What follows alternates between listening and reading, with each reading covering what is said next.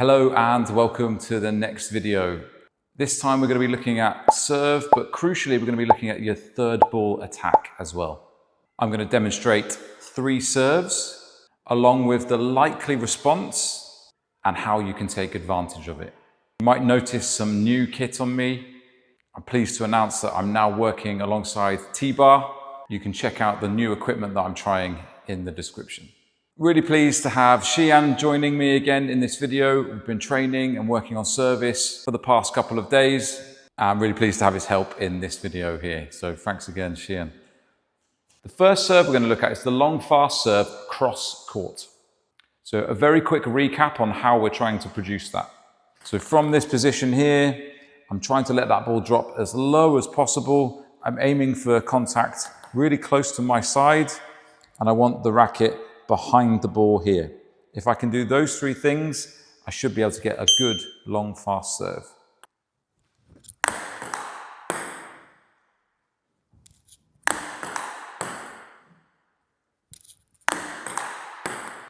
Now, really common when we catch this serve really well, really quick, and we don't use it too often, that the response is a controlled shot back across the diagonal.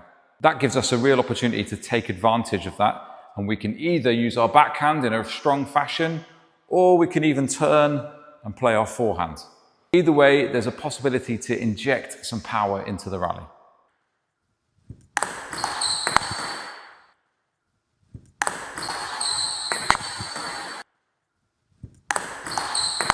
Okay, so I know that I'm serving long.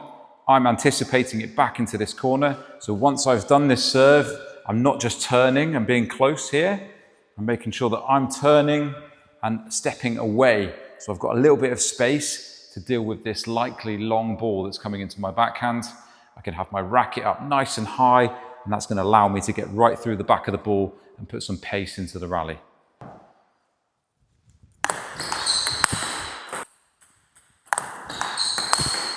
To make this backhand even more effective, if you're able to play that down the line, then we're also aiming away from our opponent. Once again, the diagonal is the obvious angle, so they'll be expecting it back here. So the more we can play with power and away from them, the more effective the shot will be.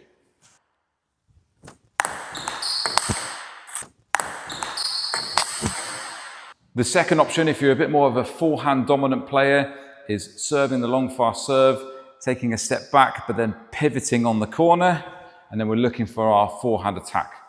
The real benefit of this is it's really hard to identify where the ball is going. The forehand swing is generally quite big. There's a lot of rotation involved in it. So it's really tough for your opponent to pick up on the timing, whether it's early down the line or whether it's a little bit later to create that wider angle. Now, one thing we do need to be aware of is the angles of play. If I decide to play down the line, it either needs to be quite controlled for me to be able to cover this wide angle, or I'm trying to play a winner so that they're not able to get their bat on it, because it's going to be really hard for me to cover this wide angle. Or the safer option might be into the middle or into the backhand, where again, this diagonal play is more likely.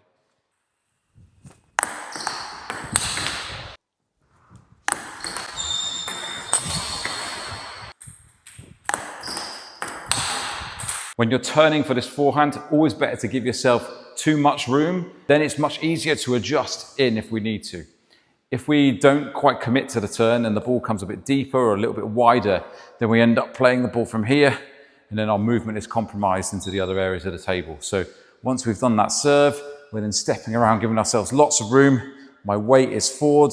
I'm able then to twist into the ball, and then I can also push back into the middle of the table and cover some more angles.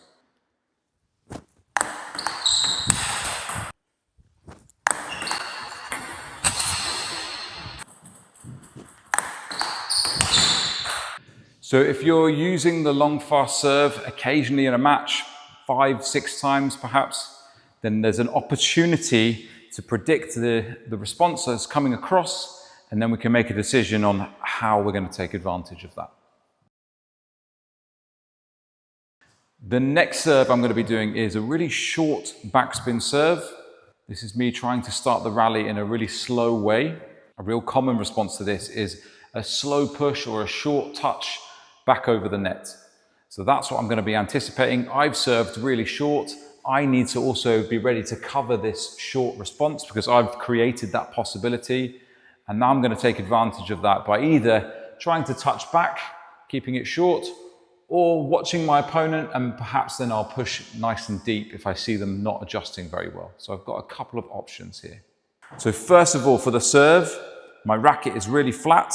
I'm trying to contact the front part of the racket as well. And if I can do that and aim nice and close to the net, I should be able to get a really short serve.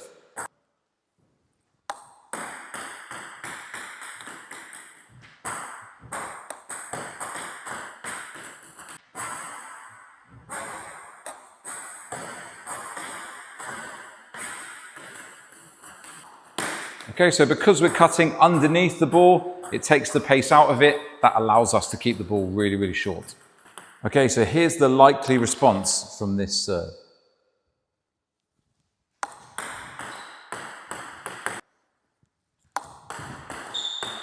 Okay, so it's so close to the net that it's quite easy for a player to come really close and cushion underneath the ball. In this scenario, I'm trying to create that. If I feel like I'm better than my opponent in the short game, that's what I'm trying to induce.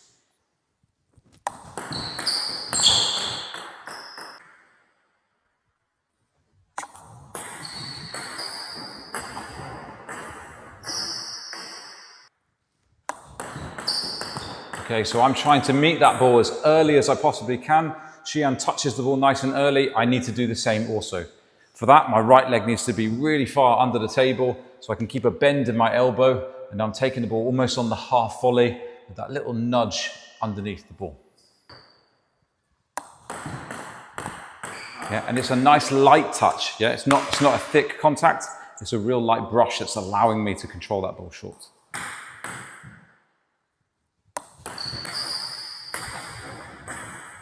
And crucially, there's that little step out afterwards. It's not a full step out. I'm not touching and then coming all the way out and covering these angles. That's too big, and I'm not ready for another short ball. But there's a step in, a touch, half a step out. Now I'm ready to either step in again or complete the step out to make my first ball attack. The second option from this response is to push nice and quick. Let's take a look at a couple of those.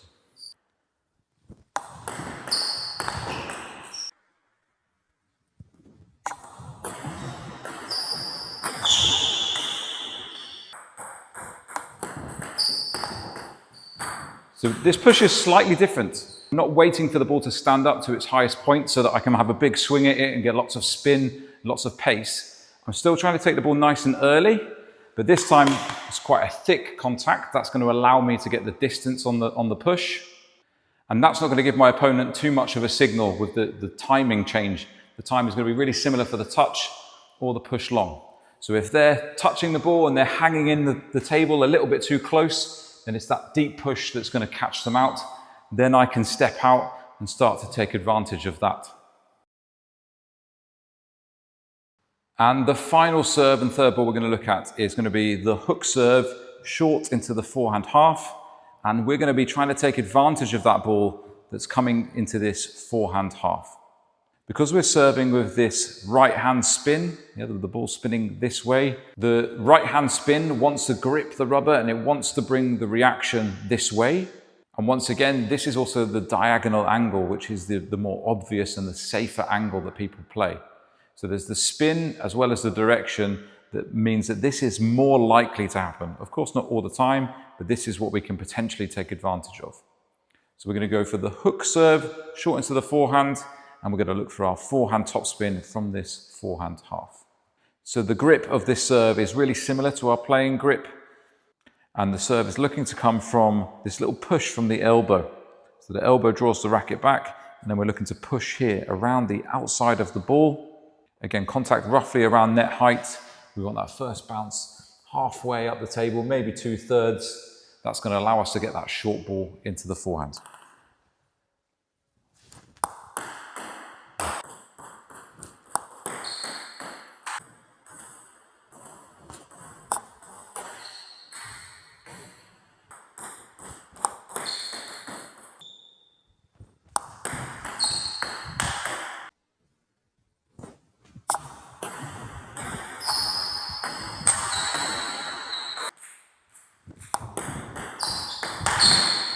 Okay, so I'm serving. Once I've done that serve, there's a small step across because I'm anticipating this potential angle. This is more likely.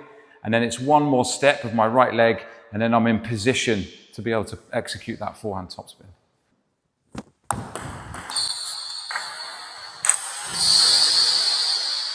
Now, once again, I want to be reacting to my own serve. So if I'm going to serve hook, but I'm going to come underneath the ball a little bit more, for my backspin variation, I also need to anticipate a push ball. That means that my topspin preparation is going to be a little bit lower to get ready to counteract the backspin that's on the serve.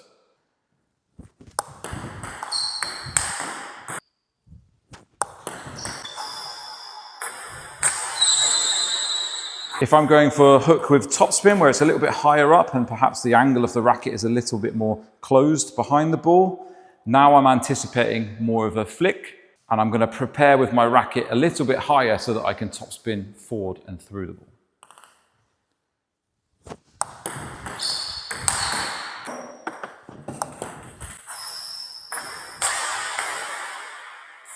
If we're not reacting to our own serves, then we're missing a trick. If I'm serving backspin and then preparing with a high racket, that's my fault for not learning and responding to the serve that I'm executing. If I'm serving long and fast and then recovering really close to the table, that's my fault. I'm not responding to the serve that I'm executing. So we need to be really aware of where we're serving, the type of spin, as well as the location. And then we can start to predict a little bit as to where the ball might come back. And that's how we can start to take advantage of the points in these early exchanges. Okay, so try these 3 serves out. See if you experience some of these things that I've explained. If you're going to try some other serves, you need to have some awareness. What spin are you using? What's the pace of the serve? What's the location? And how do you think you're going to take advantage of that? Part of being a good server is also being a good third ball attacker. So good luck with your training, and see you at the next one.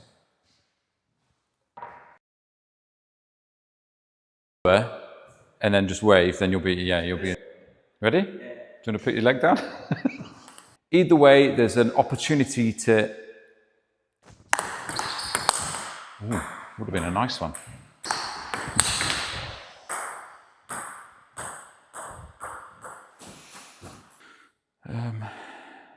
See if you experience some of these things that we've explained. See if you experience some of these things that I've explained, because Shian hasn't done anything in this one.